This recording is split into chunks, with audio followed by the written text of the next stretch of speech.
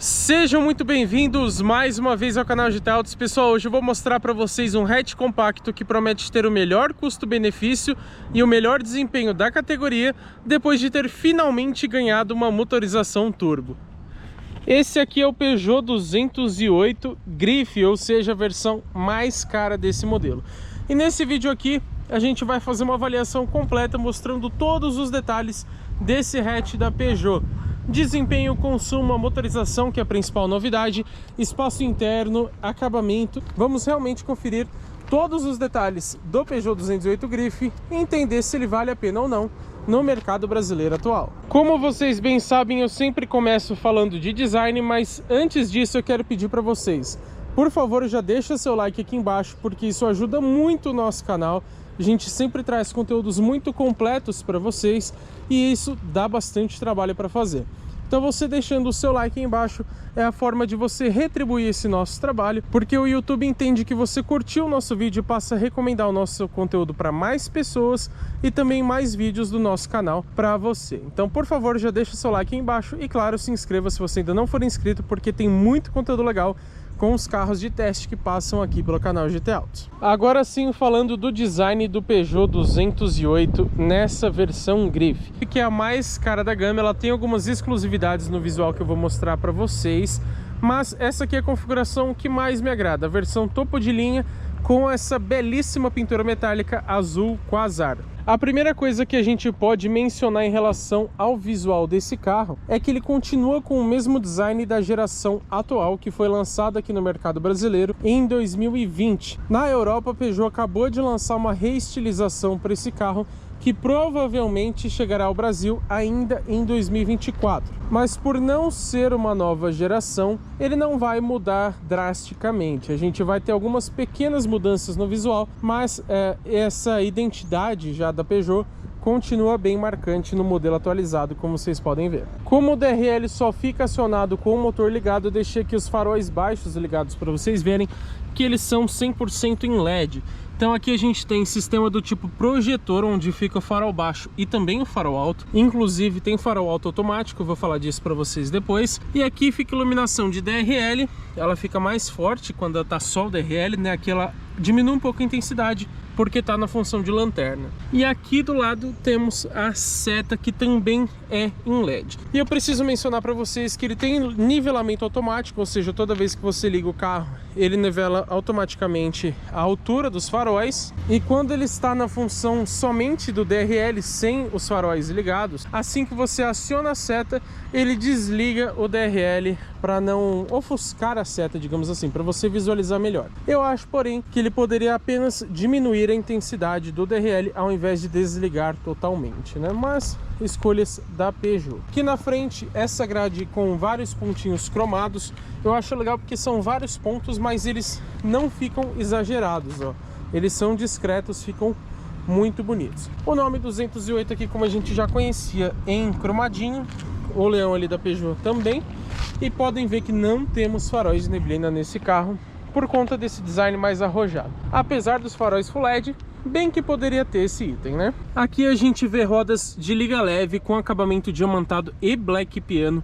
Eu acho elas simplesmente muito lindas. E aqui temos pneus de medida 195/55, aro 16. Vale lembrar que versão Style, lembrando que não se pronuncia Style porque a Peugeot é francesa, na versão Style ele tem pneus 205/45, aro 17, ou seja, as rodas são maiores do que nessa versão. A vantagem aqui, apesar de ter um visual, digamos que mais simples pela roda ser menor, ela aqui fica mais confortável porque o perfil do pneu fica mais alto. Retrovisor nessa versão, assim como na Style, é pintado em black piano. Tem repetidor de seta, em 2024 agora é uma regra, todos os carros novos precisam ter, mas infelizmente ele não é em LED, ele é do tipo convencional. E eu tenho uma ressalva para fazer aqui. Reparem que a seta fica bem aqui na lateral, então quando você está do lado do carro você vê nitidamente, ou um pouquinho mais para trás também. Porém, se viesse um pouquinho mais para frente aqui, você conseguiria ver de uma posição mais frontal também, o que até aumentaria a segurança. É um detalhezinho que eu acho que a Peugeot poderia mudar nas próximas atualizações desse carro. Apesar dessa ser a versão mais refinada, não temos arco cromado nos vidros e aqui não é em black piano. No E208, que é a versão elétrica desse carro, ele tem o acabamento em black piano, mas aqui em preto fosco. Maçanetas na cor do veículo, tem um miolo para você pôr a chave, embora ela seja presencial. E aqui em cima, esse belíssimo teto panorâmico.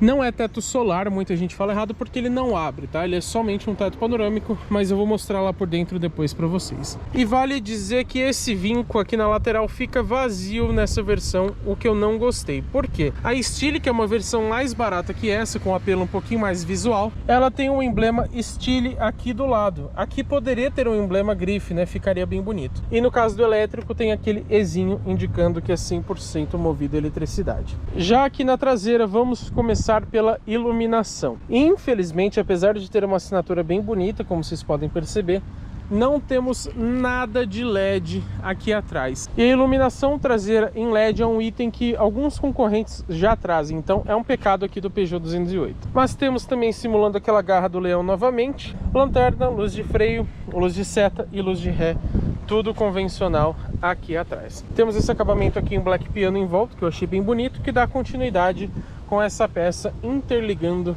as lanternas. Aqui em cima, aerofólio, metade dele é na cor da carroceria e essa outra metade é em black piano. Luzes aqui, brake light é em LED, felizmente.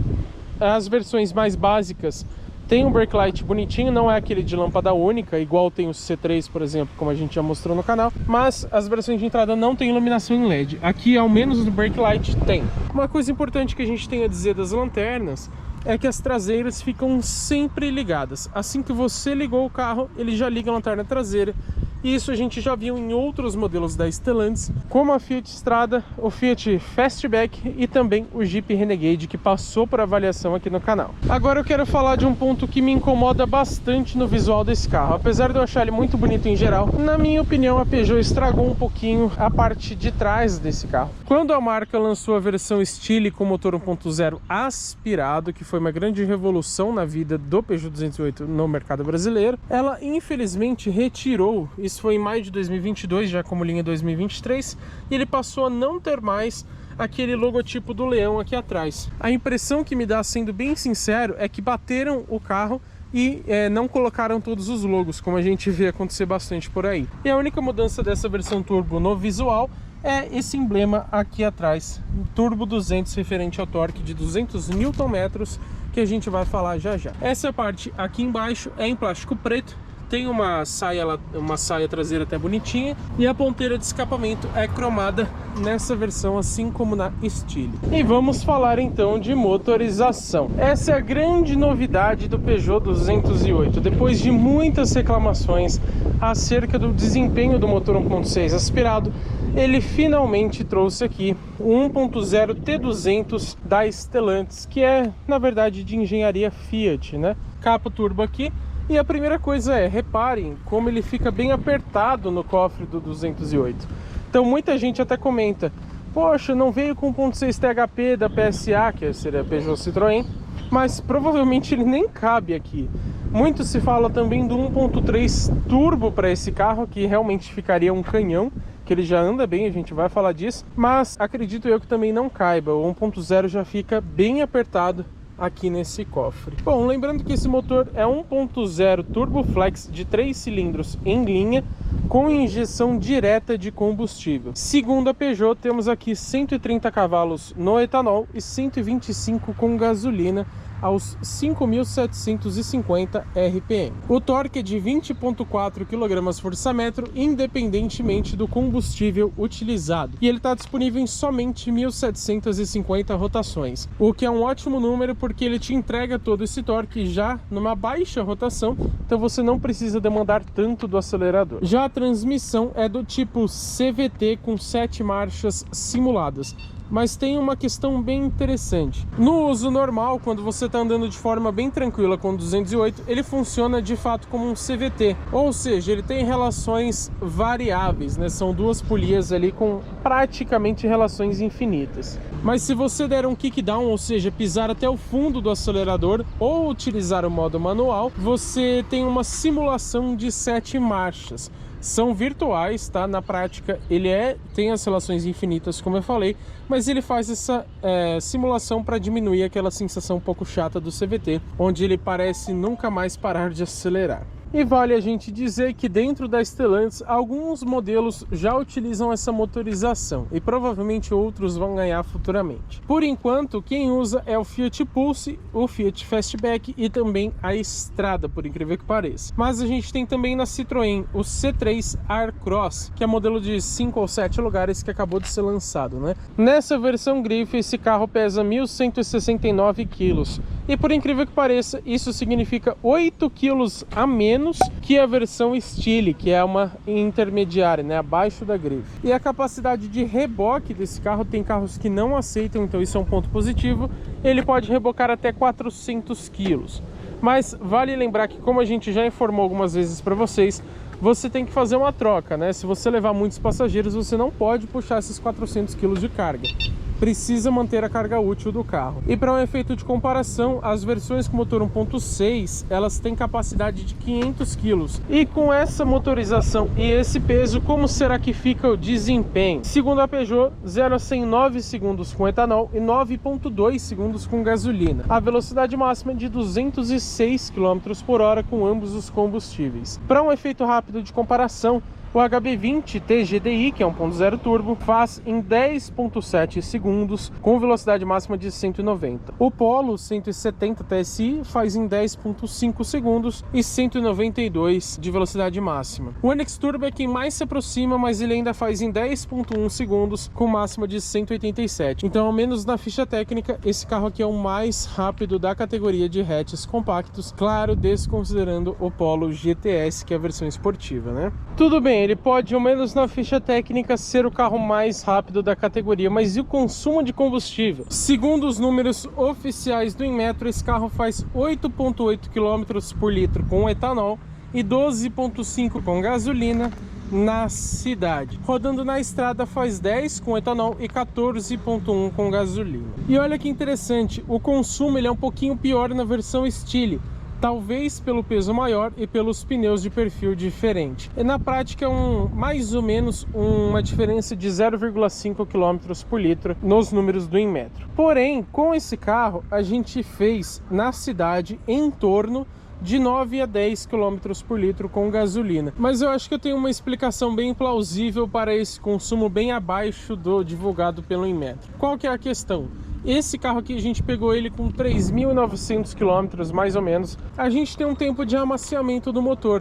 O carro, quando ele é 0 km, no começo ele acaba gastando um pouquinho mais e não exatamente tem todo o seu desempenho disponível. Então, quando esse carro passar aqui dos 10.000 km, mais ou menos, é bem provável que ele fique mais econômico do que a gente viu até o momento. Mas mesmo assim, na estrada eu ainda achei que ele conseguiu médias excelentes de consumo de combustível. Na minha experiência com esse carro, na estrada ele fez entre 15 e 16 km por litro, rodando, claro, com gasolina no tanque. E falando de combustível, o tanque desse carro tem 47 litros. A gente sabe que a maioria tem 50, então acho que eu poderia ter um pouquinho mais para aumentar ainda mais a autonomia desse modelo. Aproveitando essa parte mais técnica do vídeo, vamos frisar o conjunto de suspensão.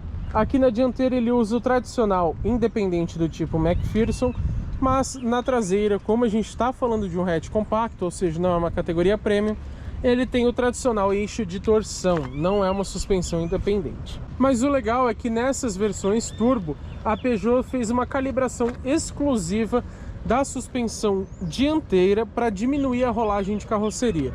Ou seja, aquela inclinada que a carroceria dá quando você faz umas curvas mais fortes e etc. Inclusive, tem vídeo aqui no canal testando a dinâmica desse carro em curvas. Então, se você quiser ver como que é o comportamento dinâmico de suspensão desse carro, tem vídeo exclusivo para isso aqui no canal. Agora, os freios, mais um pecado desse carro, porque eles são a disco na dianteira, inclusive com novas pinças de freio nas versões turbo, mas na traseira, mesmo com essa motorização, continua com freio do tipo tambor. Como eu já expliquei diversas vezes para vocês, é uma questão de segurança, porque o freio a disco demora mais para aquecer. E a gente pode dizer também que esse carro usa a plataforma modular CMP da Peugeot e Citroën, e ele não é brasileiro. Esse carro é produzido em El Palomar, na Argentina, e então importado aqui no Brasil. Vamos aproveitar ele aqui de lado para falar de dimensões. A gente vai fazer um breve comparativo com dois fortes concorrentes do Peugeot 208, que são o Volkswagen Polo e o Chevrolet Onix. Vamos lá, de comprimento esse carro tem 4,5 metros,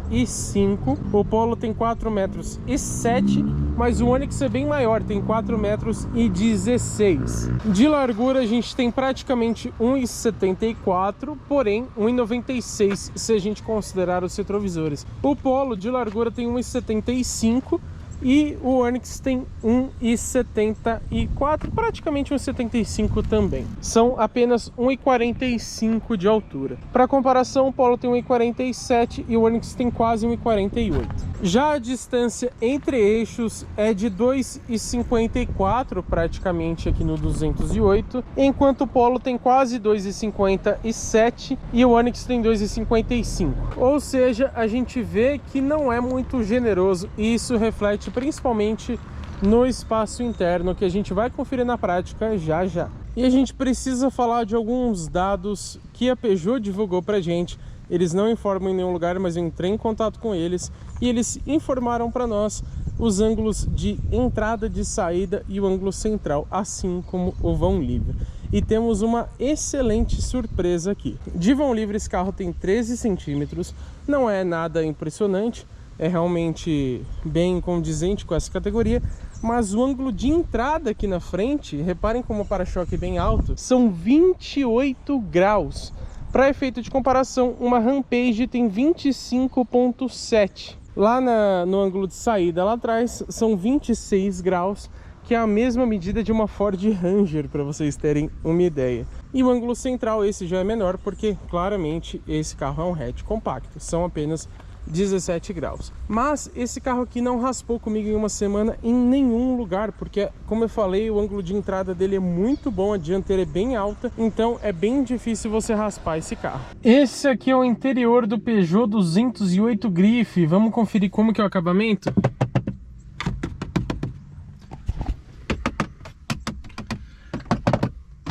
Como a gente pode ver, ele é todo em plástico duro, mas sendo bem sincero, eu gostei da qualidade de acabamento desse carro, mas eu achei ele muito bem construído, com exceção de algumas pequenas peças. Por exemplo, aqui, ó, você repara que ela realmente, essa peça aqui, ela é de uma qualidade mais baixa. Porém, ó, aqui ele imita uma fibra de carbono, eu achei que ficou bem legal. O design em si desse interior é um show à parte, porque ele é bem moderno, né? É o único da categoria com essa modernidade no interior. Aqui do lado esquerdo nós temos o botão Sport e também para você desligar o sistema de permanência em faixa. Mas aqui já quero fazer uma reclamação. Aqui ele não vai ligar porque o carro está desligado, mas quando você aciona o modo Sport ele fica vermelhinho aqui, até aí tudo bem, mas ele não avisa nada no painel de instrumentos. E reparem que da minha visão aqui, ó, eu não consigo enxergar ali o modo Sport. Então eu tenho que olhar para baixo para ver se ele está ligado ou não. Isso me incomodou bastante. E a Peugeot poderia aproveitar para fazer o quê? Colocar um layout diferente no modo Sport. Esse painel é bem completo, eu vou falar mais informações para vocês. Então ele poderia ficar em vermelho, ter uma grafia mais esportiva. Seria realmente muito legal, mas não. O sistema de permanência em faixa você precisa desligar toda vez que você liga o carro.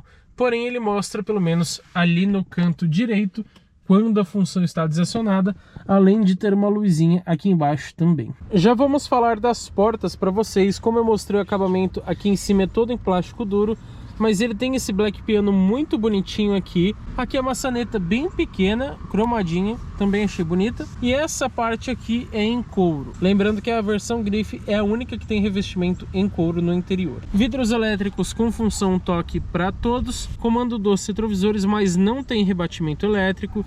E também não tem a função tilt down no lado direito. Ou seja, aquela função que assim que você engata ré, ele abaixa o espelho para você ver a guia. Infelizmente não tem esse item aqui e fez falta. Aqui o puxador, que serve até como um pequeno porta-objetos. Embaixo, um porta-garrafas. Ele até cabe uma garrafa de 1,5 litro, como vocês podem ver. Ele não vai até o fundo, se ele fosse ficaria melhor. Então ela fica um pouco solta aqui, mas cabe. Isso que é importante, tem muito carro que não cabe. E tem esse pequeno porta-objetos aqui atrás também, se você precisar. Mostrando aqui o acabamento, primeiro foco nas saídas de ar, que eu achei elas bem bonitas. Elas ficam um pouco mais altas, então são bem posicionadas. Todas têm esse padrão de desenho. Nessa peça aqui que eu tinha mencionado para vocês, essa parte mais cromada, às vezes ela acaba refletindo muito o sol. Tem gente que reclama disso aqui porque acaba ofuscando o motorista.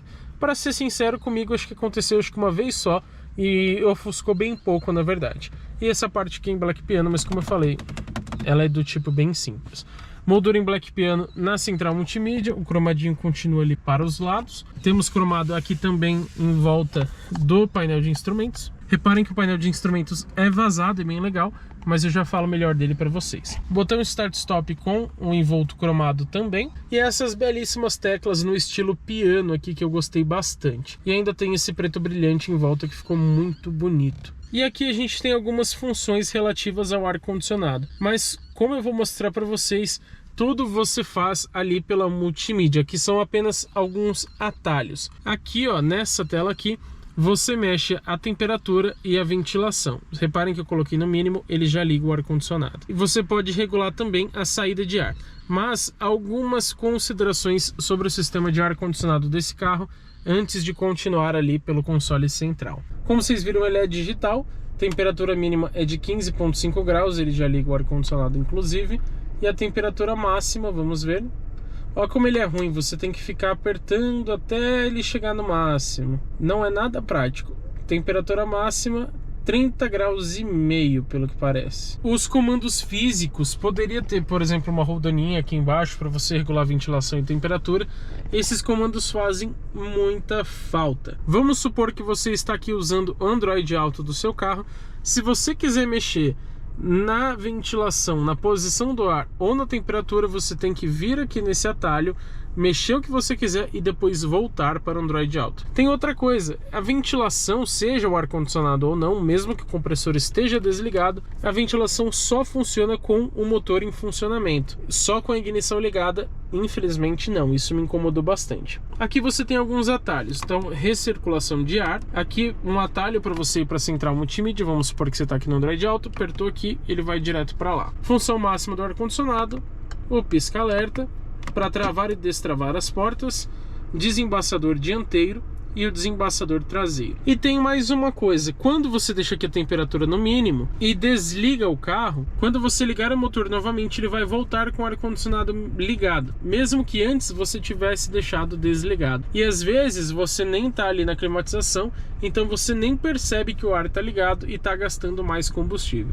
Não gostei disso também. Se não tiver no low, ele não liga sozinho. Agora sim, continuando mais aqui abaixo, entrada USB-C, que faz somente o carregamento do celular, carrega bem rápido inclusive, mas não tem conexão com a multimídia. Agora, essa tomadinha USB do tipo A, você pode conectar o Android Auto ou o Apple CarPlay por fio. Linda peça em Black Piano, assim como no console. E aqui a gente tem um carregador de celular por indução escondido. Mas ao contrário de outros modelos da Stellantis, não tem ventilação, infelizmente. A gente já mostrou, por exemplo, no Renegade, que ele tem uma saidinha de ar e quando você está com o ar-condicionado ligado, ele refrigera o seu celular para não esquentar tanto. Como aqui não tem essa refrigeração, o celular realmente sai pegando fogo daqui. E aqui você pode até deixar, o meu um pouco grande, mas se o celular for um pouquinho menor ou sem a capinha, você pode até deixar ele meio em pezinho aqui. Interessante e ainda fica bem escondido. Um porta-objetos aqui, faltou na minha opinião um revestimento de borracha para fazer menos barulho. A peça em Black Piano, reparem que ela vem até aqui embaixo, achei bem bonita. A manopla aqui eu até gostei, apesar dos modos ficarem ali na frente, né? Tomadinha do tipo 12 volts, apesar de hoje a gente praticamente não usar. Dois porta-copos bem pequenos, tanto que eu gosto de colocar meu celular e ele não cabe aqui, então ele fica batendo de um lado para o outro. mas pelo menos cabe bem os copos realmente. E mais um porta-objetos aqui atrás, e esse tem sim um revestimento pequeno de borracha. Agora reparem que tem poucos porta-objetos. Aqui, por exemplo, não dá para você colocar nada porque é vazado e porque o freio de mão abaixa para cá também. E não temos detalhezinho black piano ou cromado no gatilho do freio de estacionamento. Apoio de braço aqui, ele é extremamente pequeno e reparem como ele fica baixo. Então, se eu quiser utilizar, eu que sou mais alto, eu tenho que ficar caído aqui para o lado. Ou seja, para quem é mais alto, ele acaba ficando inutilizável. E reparem que ele fica em cima do cinto, então você não consegue pôr o cinto com ele abaixado. Vamos falar então dos bancos. Essa é a única versão da categoria que tem o revestimento em couro. Mas repare que ele tem esse pedaço em tecido do lado, que eu até gostei, né? Deixou um charme a mais. Mas olha que bonito com essas costuras mais claras. E adianto para vocês que eles são muito confortáveis. A única questão, porém, é que o banco do motorista faz alguns barulhinhos, principalmente comigo, porque, como diria o João Anacleto, sou um animal de grande porte. Isso me incomodou bastante. Continuando, aqui a gente tem essa faixa também black piano com um cromadinho em cima, mas é um cromado bem discreto. Reparem que ele é um pouco mais escuro que esse aqui, então eu achei que ficou bem legal. Porta-luvas aqui, como vocês podem ver, ele despenca. Tem bastante coisa aqui dentro, mas podem ver que ele é bem fundo. Mal consigo alcançar ali. Ele realmente vai até o final, tem iluminação, mas logicamente nesse segmento a gente não vai encontrar ventilação, né? Vamos falar então desse volante, que sinceramente é um ponto muito positivo desse carro. Por quê? Aqui a gente tem o conceito iCockpit 3D, inclusive por conta do painel. O que é isso? É esse volante com diâmetro reduzido, inclusive ele é revestido em couro, as costuras são pretas mesmo, mas o couro é de excelente qualidade, principalmente considerando essa categoria de hatches compactos. E reparem que ele é refinado em todo o conjunto dele. Então ele tem esse black piano aqui em cima, que vem até aqui a lateral, ó, detalhezinho um pouco mais prateado, né? Aqui embaixo também com o nome Peugeot e o leãozinho no centro. E ainda tem um arquinho aqui, ó, que passa em volta da buzina. Aqui, vamos até mostrar a buzina para vocês. Aqui embaixo ele tem a base achatada, mas em cima ele também é achatado para você poder enxergar o painel. Então esse é exatamente o conceito do iCockpit da Peugeot. Você tem o volante com diâmetro reduzido, o que garante até uma boa empunhadura para ele. Ele fica mais esportivo, digamos assim, mais na sua mão, e você acaba melhorando a dinâmica do carro por conta disso. E aqui em cima você enxerga esse painel por cima do volante, não por dentro do arco, como geralmente a gente faz em outros carros. Aqui do lado esquerdo do volante você tem comando de viva voz para diminuir e aumentar o volume, e aqui para você passar as informações do computador de bordo, que a gente já vai falar melhor para vocês. Aqui desse lado direito, aqui você passa a faixa, ou seja, estação de rádio, mídia do Bluetooth, etc. Esse botão aqui, imagino eu que seja para alguma lista de rádio ou alguma coisa nesse sentido. E aqui aquela função para você trocar a mídia, né? Passar do Bluetooth para o USB, pro rádio, enfim, etc. E aqui para você atender ou encerrar chamadas. Gostei bastante desses sistemas, embora às vezes eu confunda. Eu quero passar alguma coisa do painel, acabo mexendo aqui e acabo passando a música, porque são botões iguais, porém em lados diferentes. Então acaba sendo um pouquinho confuso, mas com o tempo você logicamente acostuma. Esse volante tem ajuste de altura e profundidade. Eu tenho mais de 91 de altura, mas mesmo assim consegui achar uma posição confortável para eu dirigir, mas tem algumas ressalvas. Reparem que aqui eu não enxergo o piloto automático, porque ele fica nessa haste aqui atrás, fica até difícil de mostrar. É um piloto automático do tipo convencional, mas tem o limitador de velocidade, e eu já vou aproveitar para falar um pouquinho sobre ele. Essa função de limitação da velocidade eu achei que funciona muito bem, porém o carro não freia em nenhuma ocasião. Ele não é adaptativo, quem dera fosse, mas nesse segmento até dá para entender, mas eu acho que ele poderia frear em alguns momentos. Por exemplo, programei em 50 km por hora, se você estiver em um declive, ele vai acabar passando dessa velocidade. Acho que ele poderia frear para manter nos 50 km por hora, ainda que não seja adaptativo. Mas a maioria desses pilotos automáticos convencionais, que na verdade chama corretamente de controle de cruzeiro, a maioria deles não freiam o carro, então não é uma exclusividade aqui do Peugeot 208. Inclusive a gente comentou isso também na avaliação do Jeep Renegade Longitude, que já está disponível aqui no canal. A única ocasião que ele vai frear, se preciso, é através da frenagem automática de emergência, mas aí a gente está falando de uma situação fora do padrão, né? A alavanca de seta fica aqui, porém eu achei que ela fica muito próxima da haste do piloto automático, então às vezes você pode acabar confundindo, ó, como ele realmente é bem próximo. Mas olha que interessante, quando a gente dá seta, ele pisca aqui na frente, não lá no painel. Interessante, né? Algumas luzes de advertência quando você liga o carro, ele também aparece aqui, como o aviso de manutenção, por exemplo, da revisão programada, né? O comando dos faróis fica aqui. Agora essa função aqui, ó, ela não tem nenhuma utilidade, tá? Ela é em vão, fica um botão aleatório aí. Lembrando que a versão Grife é a única que tem o sensor crepuscular, então é a única que acende os faróis automaticamente. E ele tem também farol alto automático, então quando você deixa aqui na função alto à noite, ele vai aparecer ali no painel, quando ele ligar o farol baixo, que o farol alto automático está ativado. Se o ícone ficar em azul é porque ele ligou o farol alto, e se ele tivesse, se eu não me engano, em laranja ou verde, é porque ele está na função automática, que ele pode ligar a qualquer momento. Mas tem uma questão, ele só funciona a partir de 25 km por hora, e de acordo com o que eu encontrei no manual do proprietário, ele só aciona se a iluminação ambiente não for suficiente. Isso significa o quê? Se você está andando aqui, por exemplo, nessas ruas que tem essas iluminações, provavelmente ele não vai ligar, porque ele vai entender que o farol baixo já supre essa necessidade de iluminação. Não gostei disso, até porque ele não ligou comigo nenhuma vez durante uma semana de testes. Não acredito que seja um problema do sensor, mas provavelmente ele realmente só aciona em ocasiões que esteja muito escuro. Desse lado aqui temos a haste dos limpadores. Se você jogar para baixo, ele vai ligar o modo automático, como vocês viram ali. E olha que curioso, ao invés do botão aqui na esquerda, para você passar as informações de trip no painel, é por aqui, ó. A gente tem aqui o trajeto 1 e o trajeto 2. E vamos aproveitar então para falar do painel de instrumentos. Essa tela eu consegui a informação com a Peugeot, embora ela não divulgue nos sites oficiais, uma tela de 10 polegadas, porém tem uma questão muito interessante, que ela tem mais uma tela em cima, no caso de 7 polegadas, para fazer essa projeção em 3D, que fica muito bonita. Não sei se vocês conseguem perceber na câmera. E ele tem uma ótima definição, além, claro, dessa projeção 3D, que, como eu falei, é um show à parte. E ele também tem bons modos de visualização, então vamos trocar aqui pelo volante, deixa eu mostrar para vocês. Ó, temos o mínimo, que ele obviamente é mais minimalista.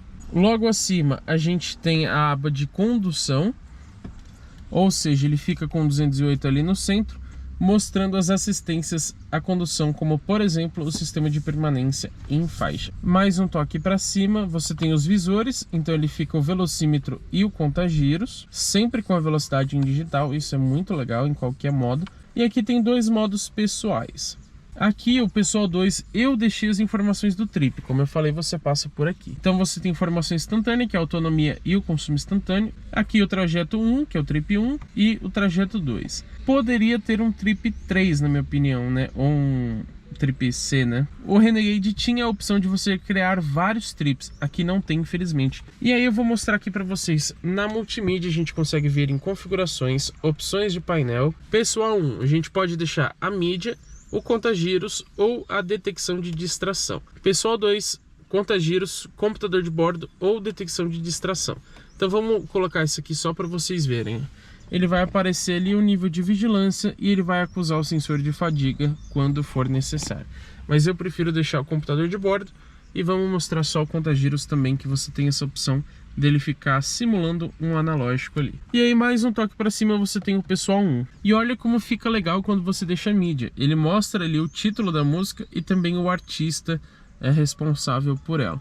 E aí embaixo ele mostra qual que é a fonte do áudio, no caso ali Android Auto, mas ele apareceria, por exemplo, a FM ou mídia Bluetooth, algo nesse sentido. Quando você faz uma ligação pela central multimídia, ele também aparece ali no painel o nome do contato e um telefone indicando que se trata de uma ligação telefônica.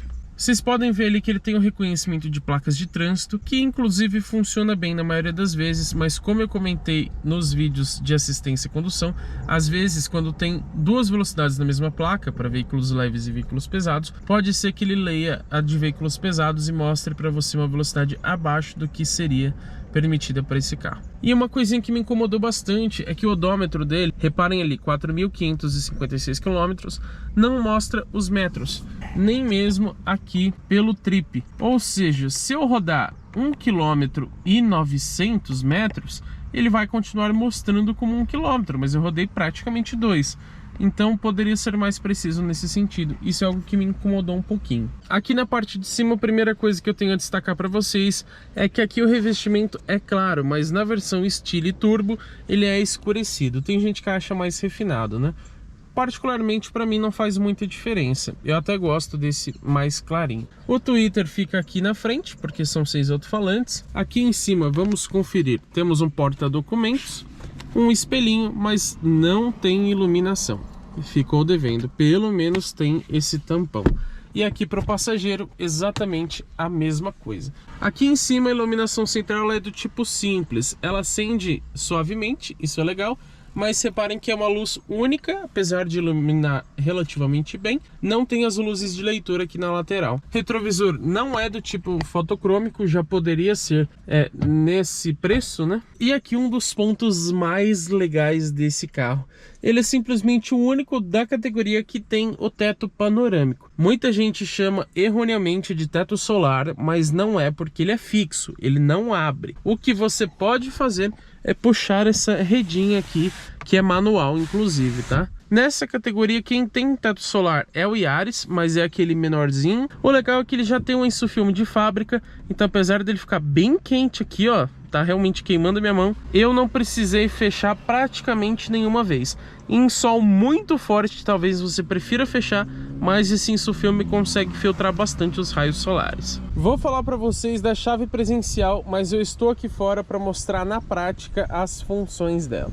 Ela é bem bonita, bem refinada, ela é um pouco grossa, parece ser de um carro mais caro. Porém, ela tem somente trancamento, destrancamento das portas e abertura da porta-malas. Falta uma partida remota e também aquele comando de sinalização, né, para a distância você conseguir acionar as luzes e buzina do carro. E uma coisa que me incomodou muito nesse carro, de longe é uma das coisas que eu mais odiei nele, que é isso aqui. Eu vou mostrar para vocês. Tô com a chave aqui, imagina que ela esteja no bolso. Afastei do carro, ele trancou. Quando eu chego perto, não vou apertar nada, ó. Ouviram? Ele destrancou. Isso parece muito bom e até funciona para quem mora em apartamento, por exemplo, porque você sai de perto do carro, ele tranca, você chega perto, ele destranca. Porém, reparem que mesmo trancando, os vidros não sobem. Ou seja, você tem que se preocupar toda vez em fechar os vidros antes de sair do carro. Isso não é nada legal. E ainda tem mais. Às vezes você tá com a chave no bolso e só de você passar perto do carro ele já abre sem necessidade, porque ele não tem o botão aqui na maçaneta, ó. Reparem que ele tem aqui a chave, se acabar a bateria você consegue entrar, mas aquele botãozinho na maçaneta para abrir ou fechar as portas não existe. Isso é muito chato na prática. Minha garagem, por exemplo, fica perto da cozinha, da sala e etc. Então, às vezes eu estou com a chave no bolso dentro de casa e mesmo assim ele está abrindo o carro lá na garagem. E como eu falei, os vidros não fecham. Às vezes também ele não é muito preciso. Então, mesmo aqui perto do carro, se eu venho aqui para trás, de repente ele já tranca. Aí eu ando um pouquinho para frente, ele já destranca novamente. E assim fica. Então, na prática, é um sistema muito chato de utilizar, que incomoda muito no dia a dia. Se você quiser fechar os vidros ao trancar o carro, você tem que apertar aqui na chave, segurar por um bom tempo e tem que segurar até o final. Reparem que eu parei aqui, ele parou o vidro no meio. Então vamos segurar novamente. Olha que demorado. Agora sim, ele fica ali piscando o alerta, ó, e aí fechou todos os vidros. Vamos lá então para a lista de equipamentos. E logo em seguida a gente fala de um dos pontos principais de qualquer carro, que é o preço. Vou citar aqui os principais itens de série. Começando, faróis Full LED com farol alto automático, Também tem o nivelamento automático, como eu mostrei para vocês. Essa versão Grife é a única que tem 6 airbags, até a Stile ele tem somente 4. Há também rodas de liga leve aro 16, painel totalmente digital de 10 polegadas em 3D, sensores crepuscular e de chuva, somente essa versão também tem esses itens. Bancos em couro também são exclusivos da Grife. Carregador de celular por indução, mas como eu falei, infelizmente ele não é ventilado. Teto panorâmico fixo. Retrovisores elétricos com repetidores de seta, embora não seja em LED. Volante multifuncional em couro com ajuste de altura e profundidade. Frenagem automática de emergência. Controles de tração e estabilidade. Sensores de estacionamento traseiros. Não tem dianteiro, infelizmente. Banco do motorista com ajuste de altura. Câmera de ré com visão 180 graus. E ele simula aquela visão de pássaro, né, a Bird View. Piloto automático convencional com limitador de velocidade, sensor de fadiga, chave presencial, ar-condicionado digital, direção elétrica progressiva, modo Sport, apoio de braço dianteiro, alerta de saída de faixa com correção automática. Lembrando que ele não centraliza, então ele acaba ficando mais ou menos um ping-pong, né? Ele vai cair para a esquerda, ele corrige para a direita, depois vai sair para a direita, ele corrige para a esquerda e assim fica. Mas em geral, principalmente considerando essa categoria, eu gostei bastante do sistema de permanência em faixa do 208 Grife. Há também o reconhecimento de placas de trânsito, o assistente de partida em rampas e outra função exclusiva dessa versão Grife, que é aquela que algumas marcas chamam de Coming Living Home. Ou seja, quando você sai do carro, se você der um toquinho aqui no farol alto, ele vai manter os faróis ligados por um tempo para você entrar em casa.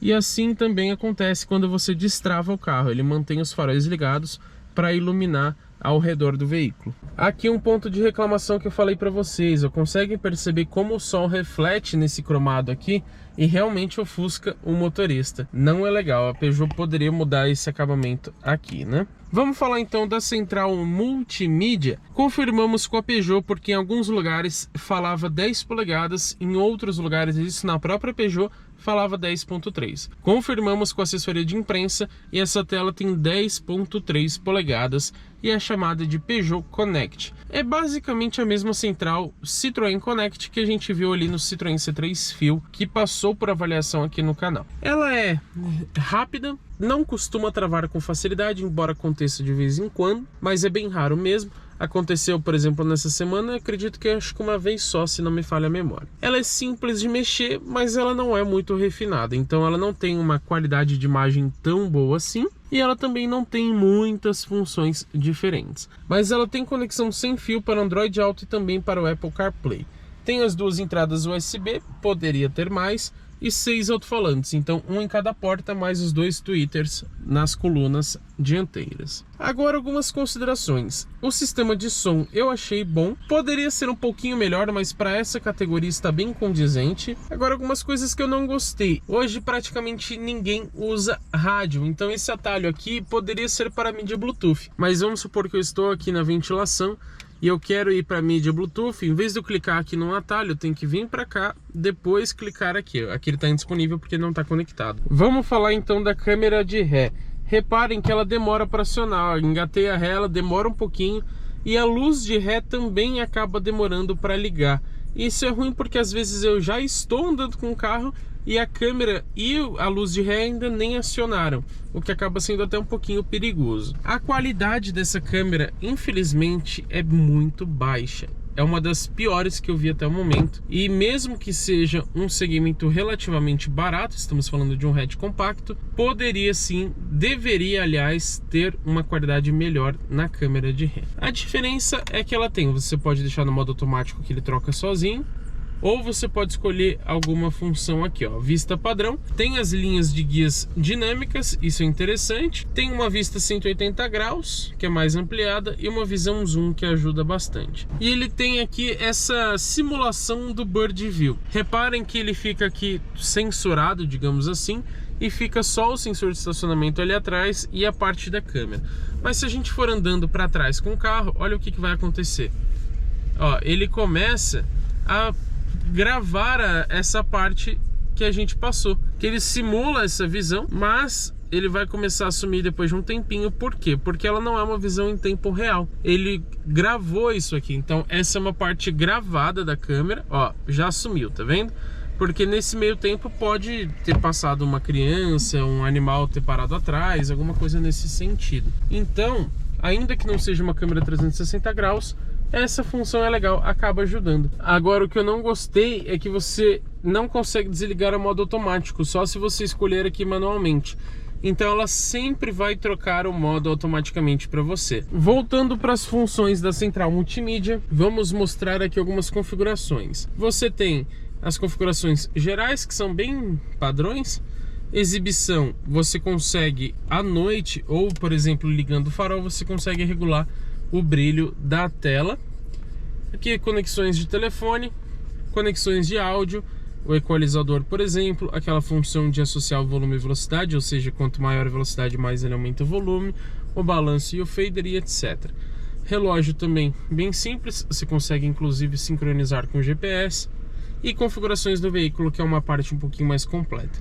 Aqui você consegue desabilitar a função do farol automático, também do sensor de estacionamento e essa antipatinagem, no caso é o controle de tração. Porém, você consegue desativar ele aqui, ele inclusive avisa ele no painel 3D, uma animação muito legal, mas ele fica pouco tempo desativado. Daqui um tempinho ele ativa novamente, principalmente se você abusar um pouquinho, porque aí ele vai entrar o controle e vai permanecer ativado depois. Iluminação. Tem aquele Home Living Home que eu falei para você, você consegue ajustar aqui quantos segundos a iluminação vai ficar ligada. Em conforto, o limpador traseiro da ré, ou seja, quando o limpador dianteiro está ligado, você engata a ré, ele liga o traseiro também. E questões de segurança, frenagem automática de emergência, você tem 3 sensibilidades diferentes. Lembrando que a gente fez um vídeo específico mostrando as assistências à condução desse carro. Tem o sensor de fadiga, que você consegue desativar. Recomendação de velocidade está integrada ao reconhecimento de placas de trânsito. Ou seja, ele recomenda, ele mostra para você que mudou a velocidade da via. Basicamente é isso. E tem um check control aqui para você fazer, conferir se tem algum alerta em relação ao carro. Mas a central ela é relativamente básica e tem algumas coisas que incomodam muito. Por exemplo, a ausência de comando físico. Se você quiser, como eu já mostrei, mexer na ventilação, você tem que vir por aqui pela central. E também o som não tem comando físico, então tem que ser, ó, no dedo aqui. Olha como é ruim. Tudo bem que você, sendo motorista, você acostuma com as funções multifuncionais aqui do volante, mas se o passageiro quiser alterar a música, por exemplo, ele vai ter que fazer manualmente pela central multimídia. Aqui em cima a gente tem um botão onde a gente consegue desligar a tela. Lembrando que o áudio continua nessa função, e se quiser ligar a tela novamente, só dá um toquinho. E claro, algo que é muito importante, que é o preço. O 208 Grif nessa versão 1.0 Turbo 2024 custa 0 km, 116.490. Será que vale a pena? A gente vai falar isso na conclusão já já. Lembrando que essa versão não tem nenhum opcional, a não ser as cores. E são elas: nas metálicas temos a preto perla neira, a azul quasar, que é essa aqui do vídeo, e a cinza artense, todas por R$ 1.950. E existe também a perolizada branco nacré por R$ 1.950 também. Mas só tem isso, eu senti falta de algum tom de vermelho e também a cor prata, você tem só o cinza, apesar de ser um cinza bem claro. A versão elétrica, por exemplo, tem um amarelo faro, se eu não me engano, que fica bem legal também. O total dessa unidade que a gente está testando com o azul quasar vai para R$ 118.440. Achei essa pintura um pouco cara, inclusive, né? Quase R$ 2.000 para um hatch compacto, e ele realmente é bem pequeno, então acho um pouco exagerado. Vamos aproveitar para falar de garantia e revisões. Ele tem 3 anos de garantia sem limite de quilometragem, e sobre as revisões, que acontecem a cada 12 meses ou 10.000 quilômetros, você tem um pacote de 3 primeiras revisões por R$ 556. Ou seja, são 3 revisões pelo preço de uma só. E esse pacote o cliente pode comprar até o momento da primeira revisão. Então, mesmo que ele não tenha adquirido esse pacote no momento de compra do veículo, até ele fazer a primeira revisão, ele pode sim comprar. Isso é bem interessante, aumenta até mesmo a confiabilidade da Peugeot no mercado brasileiro. Vamos lá para os bancos traseiros, conferir então como que é o espaço interno do Peugeot 208. Aqui nos bancos traseiros, primeiro a gente tem essa visão mais ampla do interior, que eu acho muito lindo, inclusive. E vamos mostrar como que é o acabamento aqui atrás. Logicamente, os bancos continuam com o revestimento totalmente em couro, essas costuras mais claras. O apoio de cabeça aqui, ele fica para baixo, mas se você quiser, você pode levantar para utilizar ele. Tem uma luz aqui, apesar dela ficar um pouco mais para trás. E aqui o teto panorâmico que vem até essa parte aqui, isso é bem interessante. Atrás dos bancos temos porta-revistas dos dois lados e a porta, deixa eu mostrar para vocês, 100% em plástico duro. Isso ficou devendo, né? Poderia ter pelo menos uma faixa de couro ou tecido aqui atrás. E não tem porta-objetos também, isso faz falta. Maçaneta continua cromadinha, como eu mostrei, bem pequenininha, mas não tem aquele acabamento em black piano. A porta traseira é realmente bem simples. E olha como esse carro é pequeno, a porta dele é bem pequena. Aqui temos alças de mão, ali na frente também, só não tem para um motorista, mas senti falta do cabide para você colocar aqui. Pelo menos elas voltam suavemente. Agora falando de espaço interno, lembrando que eu tenho mais de 1,91 de altura e com o banco do motorista regulado confortavelmente para eu dirigir, é isso aqui. Não vou nem dizer que sobra aqui atrás, porque mal passa a minha mão aqui, ó. Reparem, ó, vou até tirar o tampa-placa aqui do canal. Reparem que ninguém entra aqui, acho que nem mesmo uma criança. Então o espaço interno é um dos pontos mais negativos desse carro. Tô suando bastante porque tá muito calor hoje, mas tentando mostrar aqui para vocês o espaço para a cabeça. Se eu sentar de forma confortável, ó, eu fico raspando a cabeça no teto. Olha meu cabelo completamente amassado, principalmente por conta dessa ressalva aqui do teto panorâmico, né? A visão aqui do teto é muito legal, mas reparem que eu fico bem claustrofóbico aqui atrás, principalmente nesse calor. Realmente é um ponto muito negativo o espaço interno desse carro. E reparem também que mesmo com o banco do passageiro bem mais para frente, ó, eu ainda fico super apertado aqui atrás. Então realmente não é nada confortável. E ainda falta saídas de ar traseiras e tomadas USB. Não tem. Então já adianto, não compre o Peugeot 208 se você precisa de espaço interno e está pensando em extremo conforto, viajar com a família e etc. Ele não é um carro para isso. Vamos lá conferir como que é o porta-malas do Peugeot 208. A abertura, logicamente, da tampa é manual, mas tem o destravamento elétrico. E aqui a gente percebe logo de cara o seguinte, não temos muito espaço. De acordo com a Peugeot, são 311 litros líquidos, mas em medição VDA, que é aquela com bloquinhos, que acaba sendo mais condizente com a realidade, são somente 265 litros. Outra coisa, banco, ele tem rebatimento, mas não é bipartido. Temos uma iluminação do tipo simples, não é LED e somente do lado esquerdo. E tem somente esse ganchinho aqui que parece bem frágil, inclusive. Aqui temos o macaco do carro que fica pelo menos preso aqui no assoalho. E vamos levantar para mostrar para vocês o step. Ele é do tipo temporário, como indica aqui, medida 125/80 aro 15. Lembrando que as rodas originais são aro 16. Para efeito de comparação, o Polo tem 300 litros de capacidade, o Onix tem 275, que são 10 a mais do que esse aqui, e o HB20 também tem 300.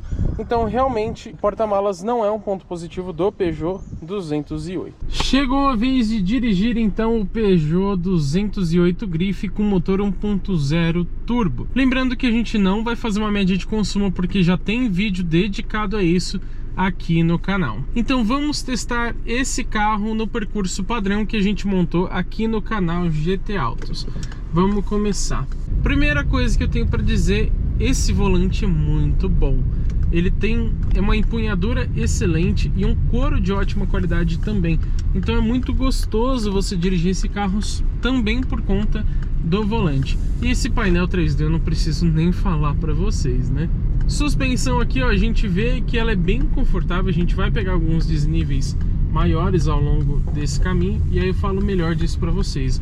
Mas ó, passando aqui numa valeta um pouco mais profunda, reparem que vai muito bem. Ela tem um bom acerto entre dinâmica e conforto. Vamos pisar aqui na subida, ó, pé no fundo.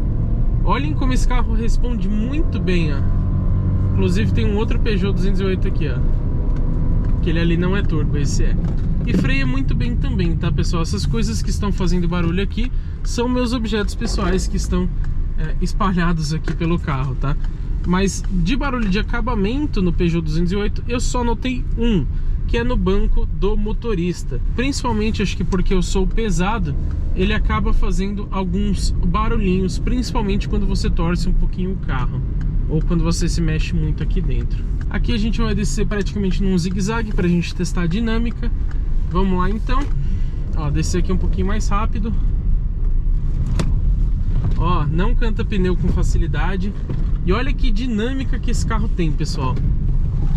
Agora cantou um pouquinho porque eu abusei, mas olha só a dinâmica desse carro, é realmente excelente. A rolagem de carroceria aqui, como a gente já mostrou em um vídeo dedicado, praticamente inexistente. Outra coisa que a gente falou é dos ângulos de ataque e o vão livre desse carro, então eu vou passar um pouquinho mais rápido aqui, ó. Viu que tranquilidade? Ele tem um ângulo maior do que a Rampage, para vocês terem uma ideia, no caso do ângulo de entrada. Então, é muito difícil você raspar esse carro. É mais fácil você raspar a parte de baixo dele, passando rápido por algum lugar, do que a dianteira ali, o para-choque. E no Brasil a gente sabe que hoje que o pessoal gosta muito de SUVs, que beleza, esse carro não tem a posição mais alta de dirigir, mas tem essa facilidade de passar em lombadas e valetas com muita tranquilidade. Isso é bem agradável. Ó, só um toquinho no acelerador, ó. Ele já sobe um pouquinho o giro e olha como ele responde muito bem, porque o torque está disponível em somente 1750 rotações. Então esse carro fica muito gostoso para dirigir. Não precisa pisar no fundo para ele responder bem. E a gente vai testar melhor o desempenho ali na frente. O isolamento acústico desse carro em altas velocidades não é muito bom, mas rodando aqui na estrada não vejo nenhum problema. E a suspensão, como eu falei, ela não é extremamente macia, mas ela também não é extremamente dura.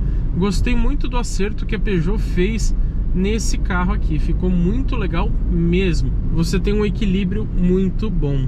Agora o que a gente percebe aqui é que eu achei esse motor um pouquinho ruidoso. Perceberam que somente acelerando um pouquinho a mais ele já invade bastante a cabine com o barulho dele? E a gente percebeu bastante essa característica no Compass e no Renegade que a gente testou aqui no canal, que são equipados com motor 1.3 turbo. Por que essa semelhança? Porque é basicamente o mesmo motor, só que o 1.3 ele tem um cilindro a mais, são 4 em linha, enquanto esse aqui, o 1.0 T200, ele tem 3 cilindros em linha. Bom, como vocês bem sabem, aqui é o momento que a gente dá uma aceleradinha, então vou até ligar o modo Sport. Ó, a gente já vê que a rotação subiu sozinha, pé no fundo. Olha que resposta excelente. Ó, já chegamos aqui a praticamente 130 km por hora. E reparem que ele freia muito bem também, ó. Mas esse carro é realmente muito bom de dirigir. Ele é gostoso, como eu falei, tanto nesse sentido de ser confortável, você está dirigindo de uma forma tranquila, ele é um carro prazeroso.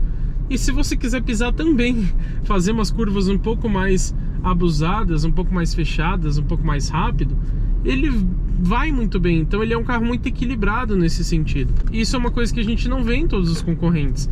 Tem alguns modelos que são ou moles demais por conta de uma suspensão muito macia, ou são duros demais. Esse aqui é realmente muito bem equilibrado. Me agradou muito essa questão no Peugeot 208 Grife. Ó, passando aqui, ó, vocês viram, né? Passei a mais de 30 km por hora, longe de raspar. E isso é uma característica de SUV compacto. Então realmente está de parabéns o Peugeot nesse sentido. E como eu estava dizendo sobre o conforto, isso é favorecido pelas rodas de liga leve Aro 16, que tem pneus perfil 19555, enquanto a Stile, que é uma versão abaixo, ela tem rodas Aro 17 e pneus, se eu não me engano, 20545, que aí acaba sendo um pneu de perfil mais baixo, então logicamente ele fica um pouco mais durinho. Agora, aqui no Grife, achei realmente uma delícia esse carro em todos os sentidos. E já vou pedir para vocês, deixa o seu like aqui embaixo, porque isso ajuda muito o nosso canal. É uma forma de retribuição que vocês conseguem dar pra gente, porque os conteúdos que a gente faz aqui dá muito trabalho e é totalmente gratuito para vocês. Então, por favor, deixa seu like aí embaixo e se inscreva no canal, caso você ainda não seja inscrito. Ó, uma lombada aqui, a gente não vai conseguir passar muito rápido, mas ó, a suspensão é realmente bem confortável para esse tipo de ocasião. E como eu falei, muito longe de raspar. Ó, mais uma pisadinha leve, ó. Ó como ele já desenvolve velocidade com bastante facilidade. E ele já estava avisando ali que tinha um obstáculo próximo do sistema de frenagem automática de emergência, né? Vou tentar fazer aquela curva ali entrar um pouquinho mais forte para vocês verem, mas a gente já mostrou a dinâmica desse carro em um vídeo exclusivo e também ali naquele zigue-zague ali atrás, né? Mas, sinceramente, esse é um carro que eu vou devolver ele com tristeza, porque ele realmente é muito bom para dirigir. E ele é divertido, né? Apesar de algumas ressalvas que eu falei para vocês, vamos tentar entrar um pouquinho mais rápido. Ó, cantou um pouquinho de pneu, mas eu entrei acelerando e mesmo assim os controles seguraram um pouquinho, mas mesmo assim ele não demonstra instabilidade ou uma rolagem de carroceria. Claro que a rolagem de carroceria ela sempre existe, a não ser que você esteja falando de um carro de Fórmula 1, mas ela é muito pequena, é praticamente imperceptível. E aqui, ó, testando a suspensão de novo, ó. Alguns barulhinhos dos objetos aqui dentro, ó. Mas ela se mostra bem robusta. E a gente já testou também esse carro na estrada de terra. Tem vídeo já aqui no canal. Então, como eu falei, ele não é extremamente macio, mas ele se adequa muito bem às situações. Ele é um carro ótimo para o uso urbano e também para você viajar, desde que não seja em família ou com muita bagagem.